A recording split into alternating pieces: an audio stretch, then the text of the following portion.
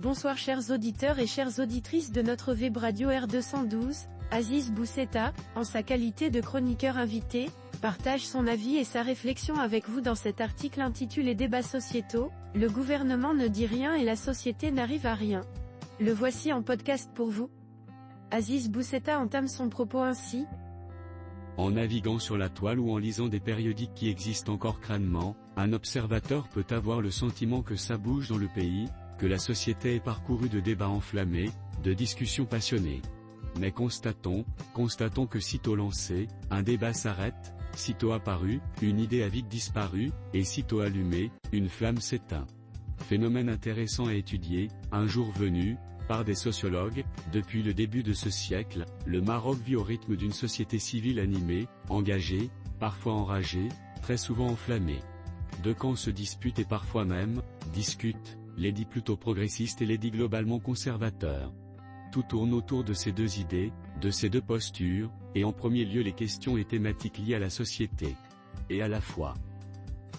Après cette introduction vibrante, le chroniqueur déplore la fugacité des débats de la manière suivante. Puis, plus rien, des cris poussés ici et là, des énervements enregistrés un peu partout, des vérités assénées par les uns aux autres, et inversement, sans qu'ils ne s'écoutent. Au lieu de débats, de courtes cacophonies enfiévrées, et c'est tout. Notre journaliste pousse plus loin sa réflexion en s'interrogeant sur les causes de cet essoufflement de cette manière. Que s'est-il donc produit pour que les choses se calment autant, qu'il n'y ait plus ou presque de grands débats, sachant qu'un grand débat n'est pas un simple jaillissement éphémère d'opinions et de statuts, de commentaires et autres prises de position, mais au contraire, une chose qui s'inscrit dans le temps, qui est longuement discutée, argumentée, défendue, et ses conclusions, fruits de consensus laborieusement construits, mis en œuvre et appliqués. Le rôle de la femme dans la cité, la pertinence de l'existence d'un parti plus ou moins religieux, ou de relique administrative du siècle dernier se croyant parti politique, les langues d'apprentissage de l'école à l'université, la normalisation avec Israël, les règles de l'héritage et, plus généralement, le code de la famille, les libertés individuelles, l'épineuse question de l'agriculture et de sa nécessaire réforme face au manque d'eau, la vaste thématique de la non moins vaste communauté des Marocains du monde, même le roi a dû s'y reprendre à 2 reprises avec le gouvernement pour les 2 questions éminemment sociétales que sont celles de la communauté marocaine à l'étranger et de la réforme du code de la famille. D'abord un discours à la nation, ensuite un rappel avec délai. Poursuivant son analyse, Aziz Bousseta explore les différentes causes possibles de cet état de fait en disant. Plusieurs raisons peuvent être avancées à tout cela, mais une étude sociologique serait la bienvenue pour expliquer ce qui arrive à nos compatriotes pour escamoter des débats qui, pourtant, feront le lit et la base de la société de demain. Est-ce cette propension à l'immédiateté, et donc à la fugacité, des informations qui affluent d'ici et de là, sur les réseaux?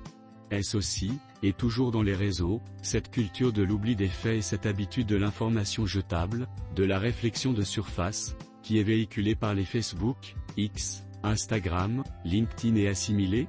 Est-ce la très profonde vacuité de la classe politique, ou pusillanime, ou trop prudente, ou idéologiquement et culturellement indigente? Il pointe notamment du doigt l'inaction du gouvernement en ces mots. Une raison à proposer serait qu'un débat de société doit en principe avoir un prolongement législatif et institutionnel. Dans le cas contraire, il n'aurait pas d'intérêt. Cela suppose une implication de la classe politique, émanation théorique de la société, puis son implication à tous les niveaux territoriaux, pour faire sens et donner une territorialité nationale au débat.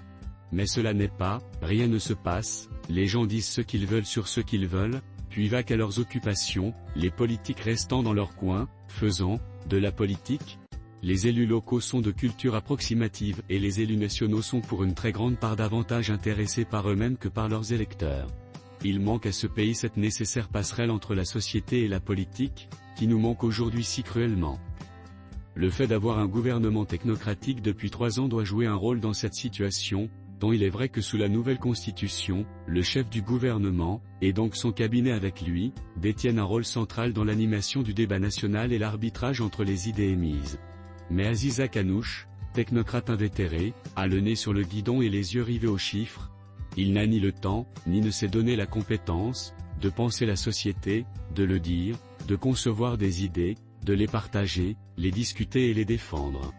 Depuis 25 ans, nous n'avons eu en réalité que 2 chefs de gouvernement à avoir eu cette capacité et à l'avoir mise en œuvre, Abderrahmane El Youssoufi et Abdelilah Ben Kiran. Avec leurs méthodes différentes, le premier silencieux, le second tonitruant, ils ont joué leur rôle de premier ministre-chef du gouvernement. Ça bougeait, de leur temps, avec le gouvernement actuel et son chef, rien, le silence du Grand Bleu, qui est aussi la couleur du parti conduisant la majorité. L'auteur conclut en mettant en avant un manque crucial d'organisation et de coordination. Et pourtant, nous avons des universités et des universitaires, des think tanks et leurs légions de penseurs et d'érudits, des partis politiques ou du moins se présentant comme tels et leurs idéologues, pour certains de ces partis seulement, néanmoins, des associations qui vont du quartier à l'ensemble du territoire, des influenceurs youtubeurs parfois intelligents, mais nous n'avons pas cette chose, cet élément, ce truc qui mettrait tout cela en orchestre. Enfin, il met en perspective les conséquences de cette situation en ces termes.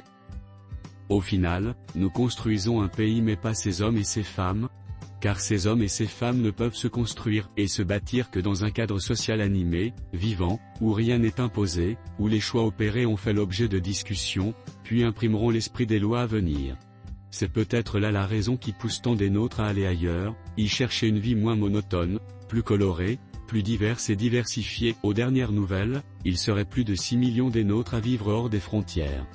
Dans l'attente de trouver une raison à cette atonie et d'y faire face, de proposer une explication à cette prostration et d'y remédier, continuons d'essayer de débattre et d'ouvrir de grandes réflexions sur nous, notre société, notre passé et notre avenir.